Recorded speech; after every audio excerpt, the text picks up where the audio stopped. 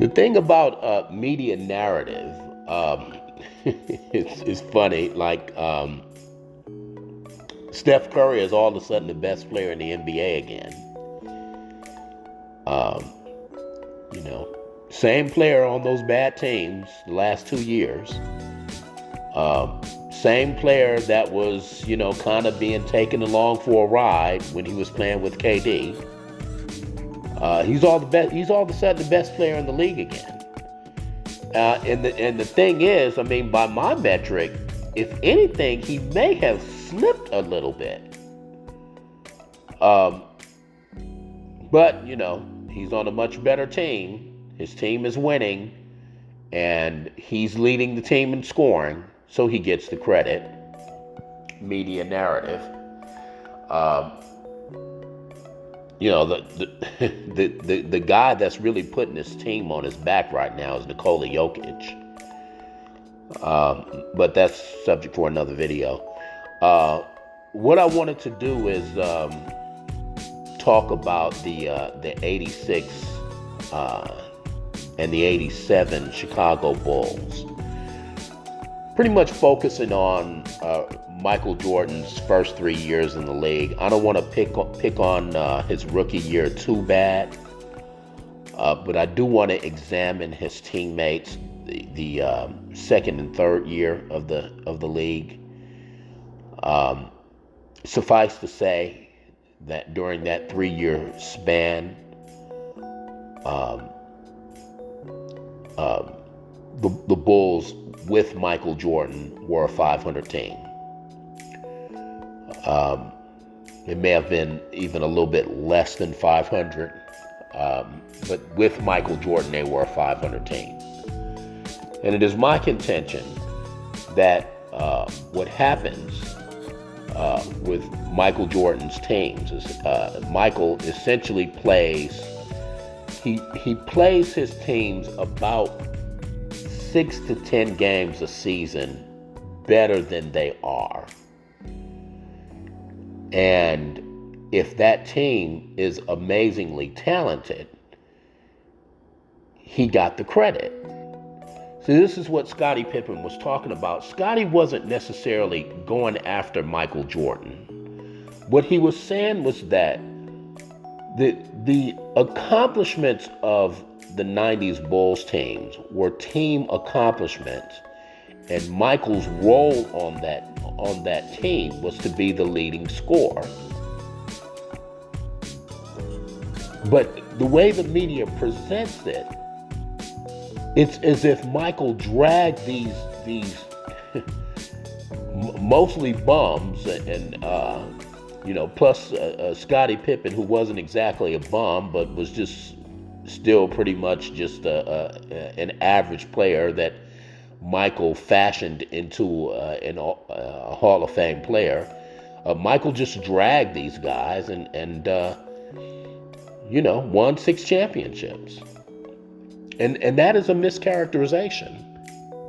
And so we're going to look at what Michael did with his bad team and examine it against Kobe's bad team.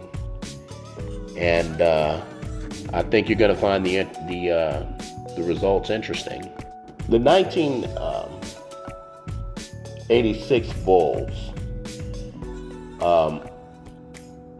I used this graphic in the last video.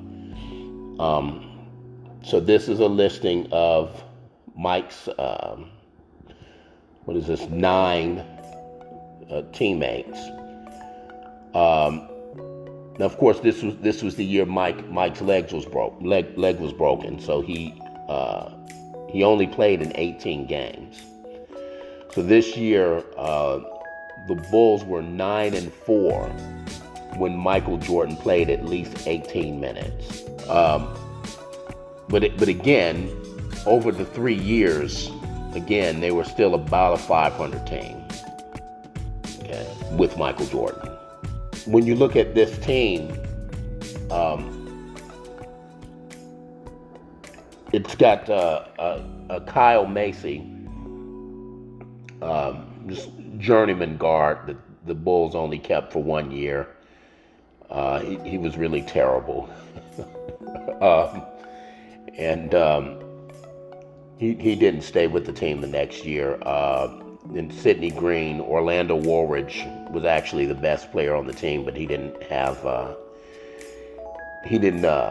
play as many minutes. So this is the ranking. And as I said in the prior video,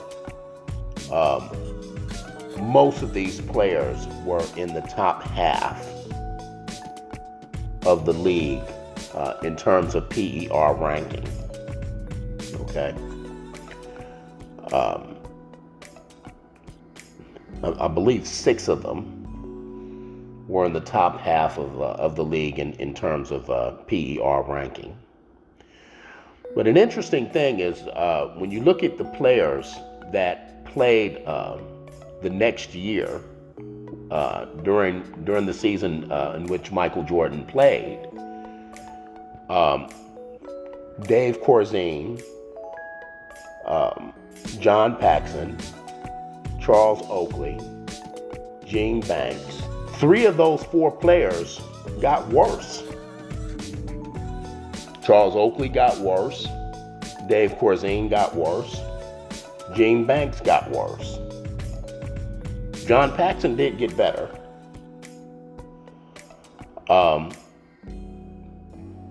This is a list of his teammates in 1987. Obviously, this reflects, quite a bit of shaking up in the team. The team kind of went to a youth movement. And so Charles Oakley, by the way, led the league in rebounding this year. Okay? And would do it the next year as well. 1987, Charles Oakley, this was his second year in the league. Charles Oakley led the league in rebounding. Okay? So you have the greatest player in NBA history with the best rebounder in the league, and 1 + 1 = a 500 team. Okay? So this team was, this 87 team was 40-42. Okay?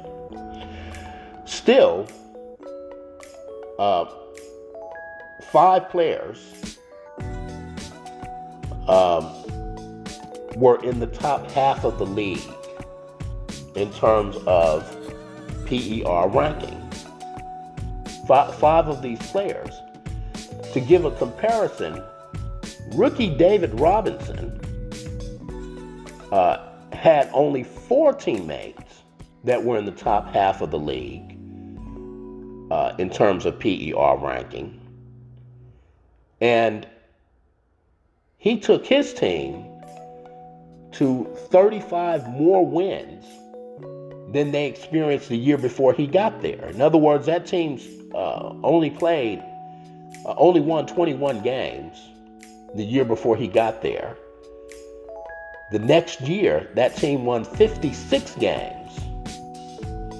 And he only had 4 teammates that were among the league's best half players, that were in the league's top half in terms of PER.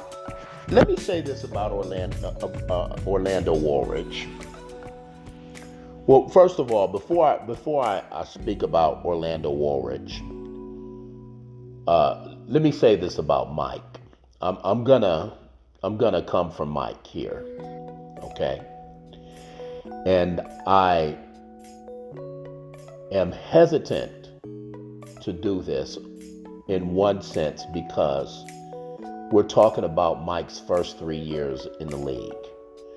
And even though Mike had the benefit of playing 3 years of college, whereas Kobe did not, we're still talking about a 21, 22, and 23-year-old Michael Jordan.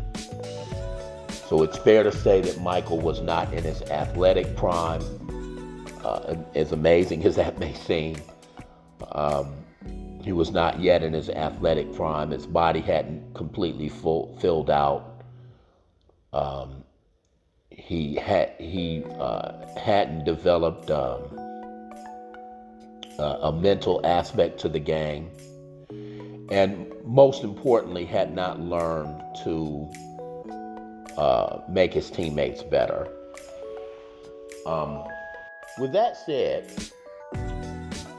if the differences in talent, when I compare MJ's first 3 years in the league, when he had relatively no talent around him, to the 3.5 years that Kobe was not playing with an all-star caliber player, the results are so lopsided, and the disparity in talent is so lopsided that I just think it counts.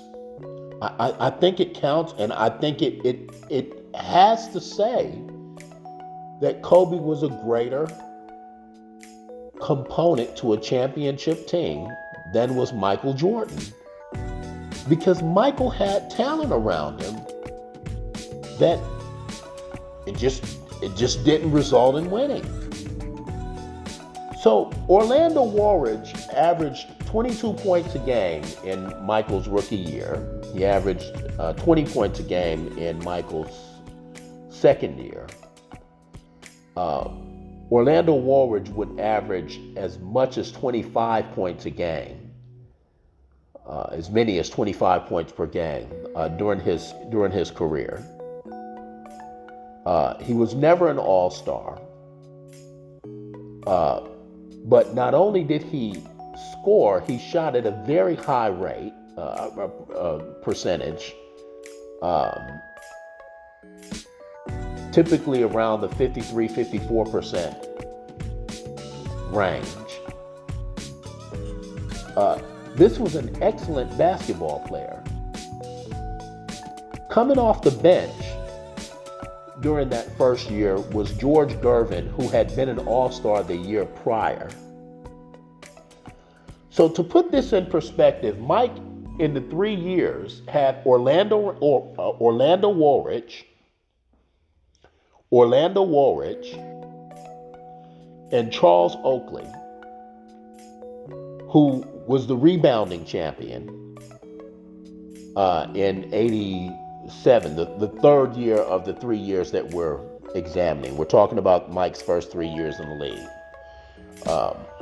So he had a 20-point score,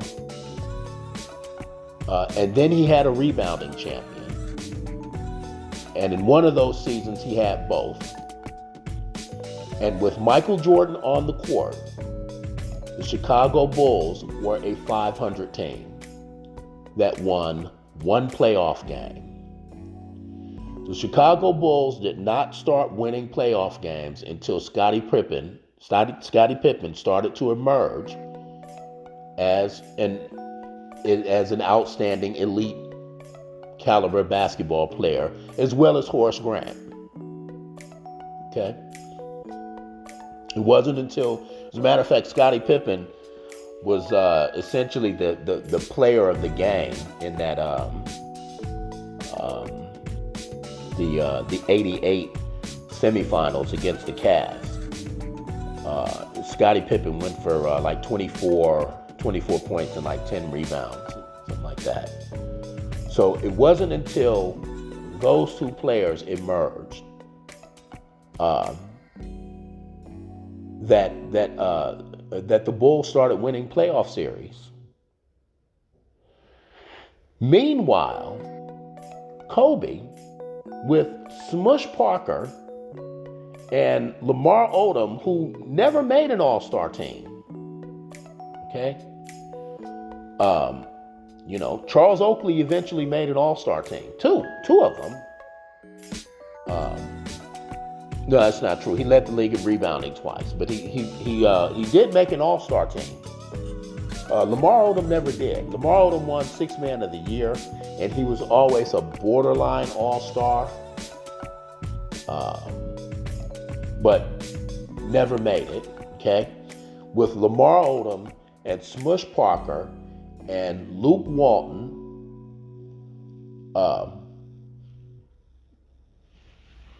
these players getting the minutes, Kobe Bryant, in that 3.5 year span, his record was 142 and 111 compared to 87 and 89, which was Mike's record. So I just that's just substantial. That's just substantial, and it may be true. It is certainly true that Kobe was largely, in many ways, spawned by Michael Jordan. You could say that Kobe learned from Michael Jordan to involve his teammates. I'll buy that. All that's true. And maybe there's space in the lexicon for Michael Jordan to continue to be the GOAT, but a different category should be given to Kobe. But Kobe was much better than just a lesser version of Michael Jordan. Okay? Kobe Bryant was the greatest singular component to a championship team in NBA history. And I evidenced that by just how far he took. 142 and 111, 4 playoff wins. 4 playoff wins. Mike was 1-9. Okay? So, you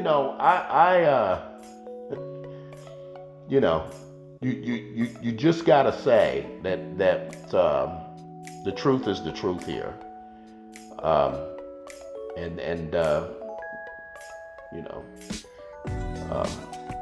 and start giving Kobe his true propers.